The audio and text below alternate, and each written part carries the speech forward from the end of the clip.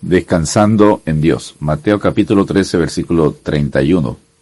Otra parábola les refirió diciendo: el reino de los cielos es semejante al grano de mostaza, que un hombre tomó y sembró en su campo. Jesús usa dos parábolas más para comparar el reino de los cielos. Ambas parábolas son cortas. La parábola del grano de mostaza enseña sobre el crecimiento de la iglesia, un inicio muy pequeño que crece y se extiende por todo el mundo. El reino de los cielos crecería desde sus diminutos inicios hasta convertirse en un gran árbol y finalmente proporcionaría abrigo, protección y beneficio para el mundo entero. La parábola de la levadura está vinculada con la anterior, el grano de mostaza, y forma un todo en el misterio de la enseñanza de los reinos de los cielos. La semejanza entre ambas es evidente, a la dimensión del árbol, a la dimensión de la corrupción introducida en la harina. Jesús dice a sus discípulos: mirad, guardaos de la levadura de los fariseos y de los saduceos. Entonces entendieron que no les había dicho que se guardasen de la levadura del pan, sino de la doctrina de los fariseos y de los saduceos. Mateo capítulo 16, versículos 6 y 12. La parábola del grano de mostaza. Mateo capítulo 13, versículos 31 y 32. Otra parábola les refirió diciendo: el reino de los cielos es semejante al grano de mostaza que un hombre tomó y sembró en su campo, el cual a la verdad es la más pequeña de todas las semillas, pero cuando ha crecido es la mayor de las hortalizas, y se hace árbol de tal manera que vienen las aves del cielo y hacen nidos en sus ramas. El Señor no dio la interpretación de esta parábola, por lo cual es necesario recurrir a los principios de la hermenéutica para interpretar la parábola, que tiene que ver con los misterios del reino de los cielos no revelado en el Antiguo Testamento. Es una referencia a la iglesia que inició con pocos discípulos y un mensaje menospreciado, porque la palabra de la cruz ciertamente es necedad para los que se están perdiendo, pero para los que están siendo salvos, para nosotros es poder de Dios. 1 Corintios 1:18, Biblia textual versión 4. Pero la gracia de Dios y su omnipotencia hicieron un milagro impensable. De esa pequeña semilla puesta en tierra de este mundo brotó la planta de la iglesia hasta hacerse grande. Pedro predica en Pentecostés y unas 3,000 personas abrazaron el Evangelio de la gracia ese día. Hechos capítulo 2. En ese mismo día nació la iglesia de Jesucristo. Solo pocos días más tarde se convierten 5,000 personas más al cristianismo. Hechos 4:4. La primera congregación cristiana en Jerusalén tenía una expansión y crecimiento continuo asombroso, hasta llegar a usarse un número hiperbólico, la multitud de los que habían creído. Hechos 4:32.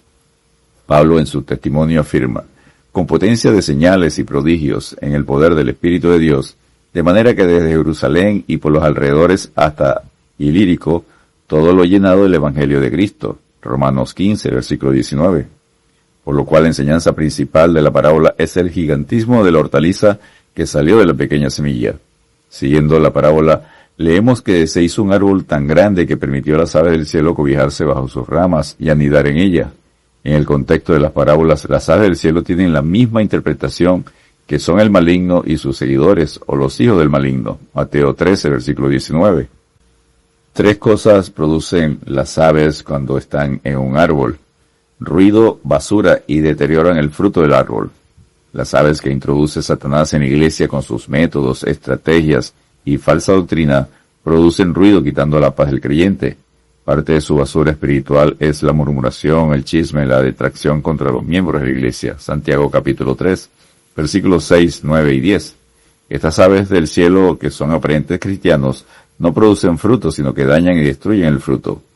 Jesús afirma: en esto he glorificado mi Padre, en que llevéis mucho fruto, y seáis así mis discípulos. Juan 15, versículo 8. La parábola de la levadura. Mateo capítulo 13, versículo 33. Otra parábola les dijo: el reino de los cielos es semejante a la levadura que tomó una mujer y escondió en 3 medidas de harina hasta que todo fue leudado. Esta parábola está relacionada a la anterior. El pequeño grano de mostaza prefigura el crecimiento del Evangelio de la gracia. En esta, la levadura prefigura el crecimiento de la corrupción doctrinal dentro de la sana doctrina de la iglesia que daña a los creyentes. Algunos erróneamente tratan de usar la parábola para explicar el crecimiento de la iglesia en la sociedad de manera lenta y progresiva. La mujer es símbolo de pecado en la Biblia. 1 Reyes 21:25, Zacarías 5, versículos 7 al 8, Apocalipsis 2:20, Apocalipsis 17, versículos 3 al 6. Apocalipsis 17, versículos 15 al 18. Pero es la levadura y no la mujer la enseñanza central de la parábola. La levadura es usada para dar volumen al pan que se cocina en el horno. Invariablemente en toda la Escritura, la levadura representa algo malo y se prohíbe. Éxodo 12:15, Éxodo 34:25, Levítico 2:11, Levítico 6, versículos 16 y 17. La prohibición de la levadura es porque la fermentación es un proceso de corrupción. Por eso el Señor la usa para comparar a los fariseos corruptos y la perversidad moral de Herodes en Mateo 16, versículos 6 y 12, Lucas 12, versículos 1 al 3, Marcos 8, versículos 14 y 15. Pablo enseña: ¿no es buena vuestra jactancia? ¿No sabéis que un poco de levadura leuda toda la masa? Limpiad pues de la vieja levadura, para que seáis nueva masa, sin levadura como sois. Porque nuestra Pascua, que es Cristo, ya fue sacrificada por nosotros. Así que celebremos la fiesta no con la vieja levadura, ni con la levadura de malicia y de maldad, sino con panes sin levadura, de sinceridad y de verdad. 1 Corintios 5, versículos 6 al 8, Gálatas 5, versículos 7 al 9. Así que, iglesia, desea como niños recién nacidos la leche espiritual no adulterada, para que por ella crezcáis para salvación. 1 Pedro, capítulo 2, versículo 2. Descansemos en Dios y ten cuidado de ti mismo y de la doctrina. Persiste en ello, pues haciendo esto te salvarás a ti mismo y a los que te oyeren. 1 Timoteo, capítulo 4, versículo 16. Dios te bendiga y te guarde.